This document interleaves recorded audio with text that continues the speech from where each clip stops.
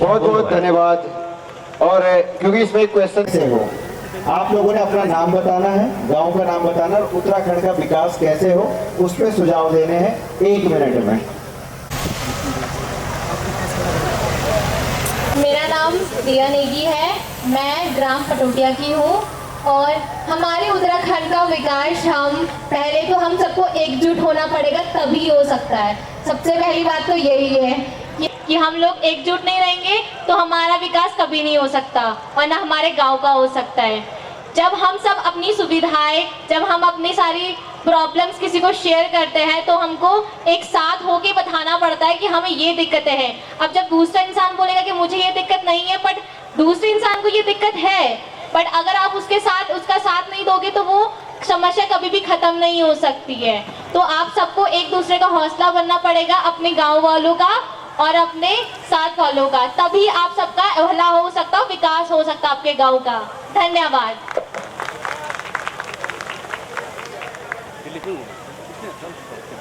प्रणाम पहलाग, आप सभी को मेरा सादर प्रणाम। मेरा नाम है सौम्या मेंदोलिया और मैं नलाई तल्ली की हूँ।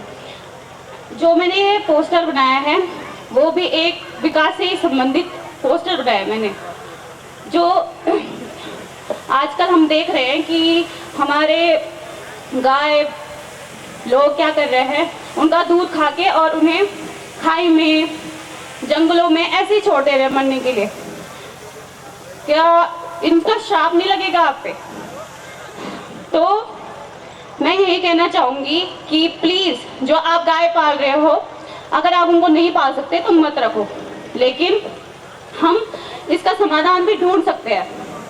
हम गाय का गोबर होता है जो, उससे डिकम्पोज खाद यानी जैविक खाद बना सकते हैं।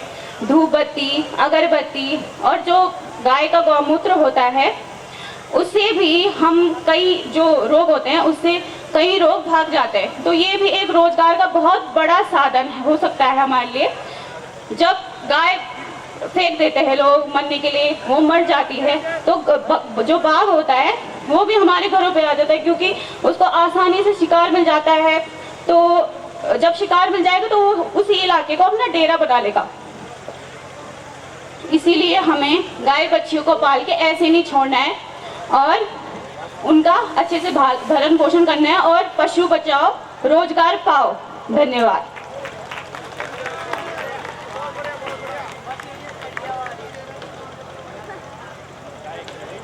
नमस्कार, प्रणाम। मैं समीक्षा रावत और मेरे गांव का नाम है कौलातल्ला। जैसे कि प्रश्न था कि हमारे उत्तराखंड का विकास कैसे होगा, तो हमारे उत्तराखंड की जो नींव है हमारे युवा, पहले हमारे युवा को सक्षम होना होगा। तो आजकल हमारे समाज में सबसे बड़ी समस्या हमें ये देखने के लिए मिल रही है कि यहाँ पे रोजगार नहीं है। बहुत सारे युवा हैं, उनके पास में रोजगार नहीं है।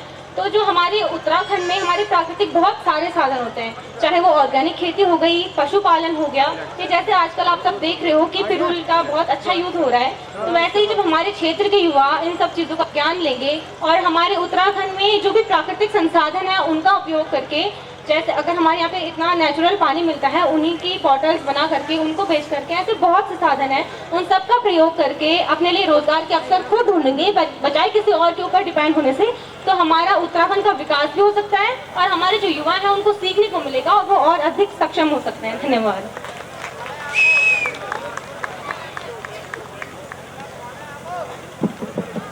Hello hello. तो नमस्कार आप सभी का दोबारा से। तो कुलदीप भैया ने एक बात बताई, पूछी मेरे से कि विकास कैसे हो सकता है। तो सबसे पहले तो हमें दो शब्दों में ना अंतर करना पड़ेगा, समझना पड़ेगा, विकास और विनाश। ठीक है, विकास जो चाहेगा तो विकास होगा, अगर जो चाहेगा विनाश तो विनाश होगा।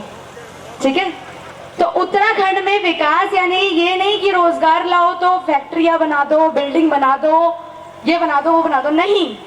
विकास यानी कि जो हमारे पहाड़ की खेती है, पहाड़ की जो भूमि है ना, उस पे जो चीजें हो सकती है, उससे स्वरोजगार जो होता है वो होता है विकास। फैक्ट्रियां बनना, पेड़ काटना, सारे पशुओं को मारना वो विकास नहीं है। सड़कें नहीं बनने दे रहे हैं, रोड, पेड़ कट रहे हैं, खेत कट रहे हैं, तो वो विकास नहीं है। तो विकास और विनाश में हमें अंतर समझना होगा, और जब हम ये अंतर समझ जाएंगे ना तो खुद ही पहाड़ का विकास होगा और कोई भी बाहर का बंदा आकर के पहाड़ का विनाश नहीं कर पाएगा। तो हम ही हैं जो पहाड़ का विकास कर सकते हैं और पहाड़ का विनाश कर सकते हैं। तो आप सोचिए आपको क्या करना है, पहाड़ का विकास करना है या विनाश करना है। धन्यवाद।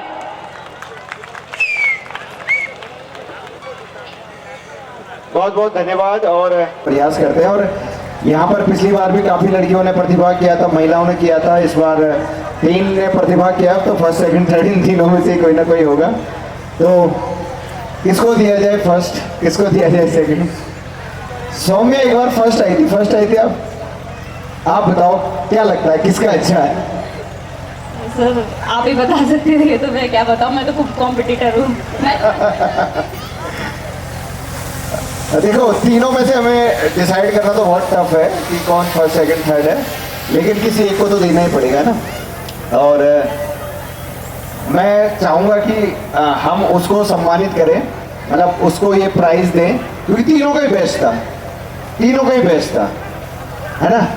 तो जो फर्स्ट सेकंड थर्ड है वो हम उम्र के हिसाब से देते हैं, ठीक है। तो सबसे छोटा कौन है उम्र में? सेकंड पे दोनों डिसाइड करो कौन है।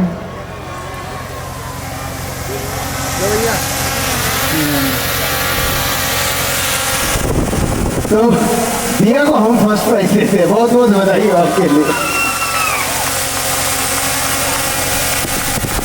लो, आपके माध्यम से प्राइज दिया जाएगा। और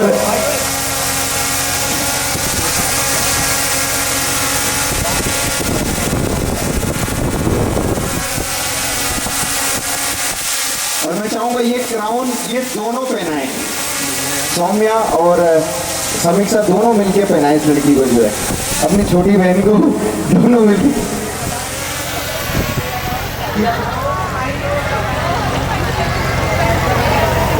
पार्टी होगी, पार्टी।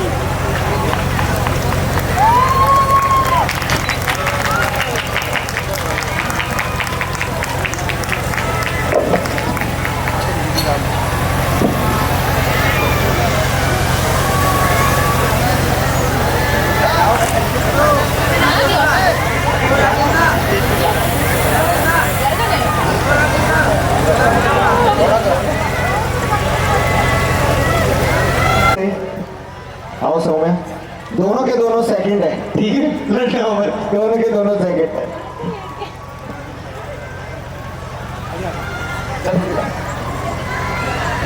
आगे आ जाओ आगे।